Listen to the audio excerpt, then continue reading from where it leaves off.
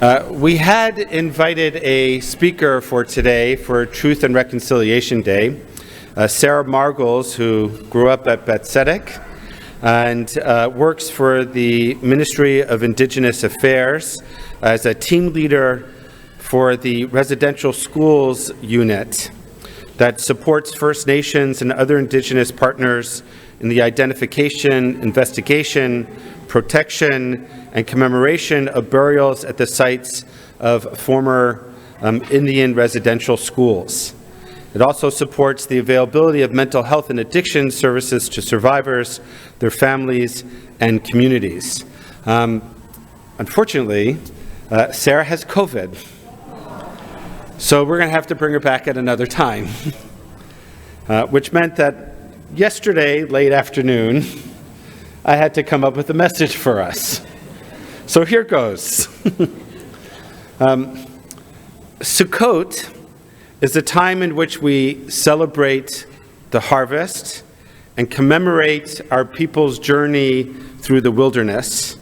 And I'd like to reflect, therefore, on some profound connections between Sukkot and the truth and reconciliation of First Nations in Canada.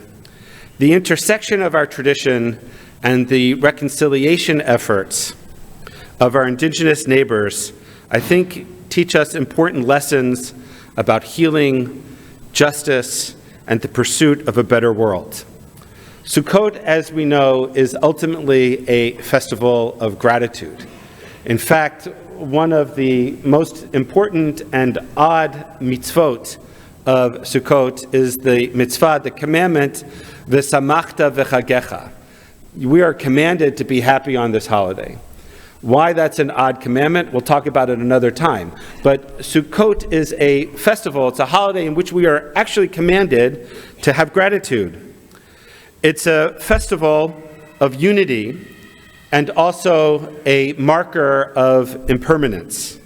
We construct Sukkot, temporary shelters, to remind us of the fragility of our lives, just as the Israelites, according to tradition, journeyed through the desert with nothing but their experience and faith in God to sustain them. Sukkot teaches us to appreciate the harvest, the shelter we have, and the importance of sharing it with others. Another mitzvah of Sukkot is Hachnasat Orchim, as expressed, for example, through the mitzvah and the ritual of Ushpizin, of inviting our ancient ancestors to join us in the Sukkah, just as we invite our contemporary friends and family and community to join us as well.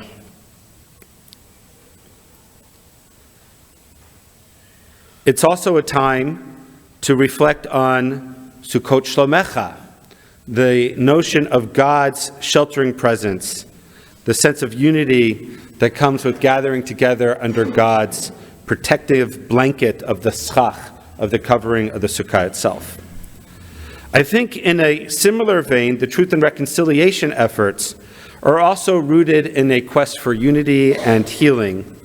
Indigenous peoples have endured generations of suffering due to colonialization, forced assimilation, and cultural genocide, and have embarked on the journey of truth-telling and reconciliation.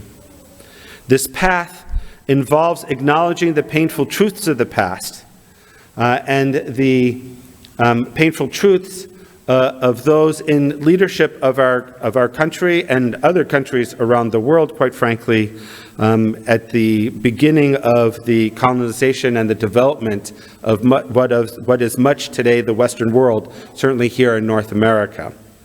And it's through these acknowledging of these painful truths of the past that we also attempt to seek justice and foster an understanding between Indigenous and non-Indigenous communities. As Jews, these topics are familiar to us all too well. We've lived it ourselves. We are no strangers to historical suffering and to the importance of memory. In fact, we're quite good at memory. We have Yom HaShoah, and this congregation started the Yom HaShoah candle program that has now taken off throughout North America and throughout the world, so that Jews everywhere on Yom HaShoah light a candle to remember those who died in the Shoah, which is one of the reasons why it's been suggested by the Jewish community that on Truth and Reconciliation Day, we light a candle in order to identify and remember those in our community, our neighbors who have suffered under colonialization. And that's why we have a yahrzeit candle that we lit last night that continues to burn today. We remember our own history of oppression, our own journeys through the wilderness, and our own ongoing pursuit of justice and freedom. And it's with this shared experience of pain and resilience that we can appreciate the struggles faced by Indigenous peoples in Canada. So what lessons can we draw from Sukkot and the Truth and Reconciliation efforts? Well, here are a few. Let's begin with gratitude. Sukkot teaches us to be grateful for the abundance in our lives. Let's also express gratitude for the courage and resilience of Indigenous peoples who have preserved their cultures despite the immense challenges.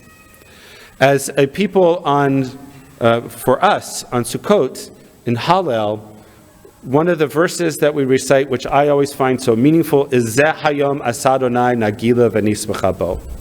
This is the day that God has created, so we should rejoice and celebrate on it. That's true for today, for Shabbat. That's true for Sukkot. I think that's true for every day. We are a people who seek and strive to develop an attitude of gratitude. Zeh Hayom, today is the day.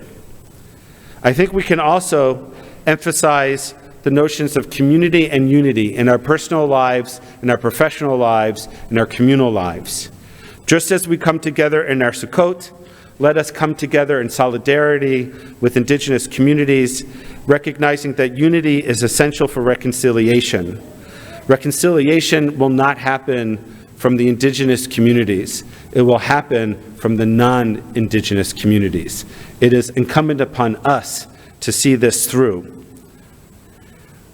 We remember on this holiday of Sukkot the impermanence and change. The Sukkah's impermanence reminds us that change is possible.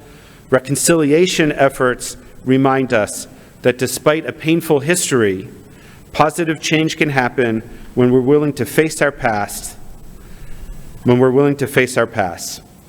I'd go back in time and change it, but we all know that we can't. And so on the heels of the Yamim Noraim, what we talk about is change. Change involves listening and understanding. It involves coming to grips and telling the truth about the past that happened, and coming to grips with the evidence that continues to unfold before our very eyes, especially vis-a-vis the residential schools and the murder of hundreds of children in the last century. And we have to, in listening and understanding, make it a point to hear directly from those in the community. It's not enough just to have surrogates. It's not enough for me to be here and give a sermon about this. We have to make it a point as a community to hear directly from those who have suffered through this history. It's one of the reasons why our USY chapter, for the last 2 years actually, has initiated a Canada-wide convention for Jewish teens, regardless of their background or affiliation. This year, we've decided to place that convention in Winnipeg. And the topic of the convention for teens across Canada is going to be on truth and reconciliation, an opportunity to meet with Indigenous communities within Winnipeg and hear directly from their peers as well as experts about the history and the struggles that their community continues to have. And finally, Tikkun Olam is a Jewish value. Tikkun Olam comes as part of Sukkot, and reconciliation share a common goal. Our goal is to repair a broken world. Our tradition teaches us to work for justice and healing, and this is a call we share with those seeking reconciliation in Canada. The Hebrew word for charity is tzedakah. It comes from tzedek, When we give to others, it's not charity just because we do it out of love. That charity comes from the Latin caritas, which means love. You give charity when you feel empathy. For we as Jews, we engage in charity in Gimilut Chasadim because it's tzedek. Tzedek, tzedek tirdof. Justice, justice do we need to pursue, and justice is about doing what is right. And that's our obligation. We at Bet Tzedek, for the last several years, have created a Ready Committee. Patty talked about that on the high holidays a little bit. An anti-racism, equity, diversity, and inclusion committee. This is the committee that we've tasked to lead our community, Bet Tzedek, in the work, the very important work, to educate ourselves. You might want to read, for example, the book 21 Things You May Not Have Known About the Indian Act. We want to hear directly from those in the First Nations community, and we look forward to future programming, bringing Sarah back, and other programming in order to fulfill our responsibility, as mentioned in the Truth and Reconciliation report, the responsibility of synagogues and faith-based communities to do this work. There is a lot of work in front of us. Lo alecha hamlacha ligmor. It's not for us to necessarily finish the task, but lo lihibatel mamena, but that doesn't excuse us from doing our part to engage in it. Shabbat Shalom, Chag Sameach.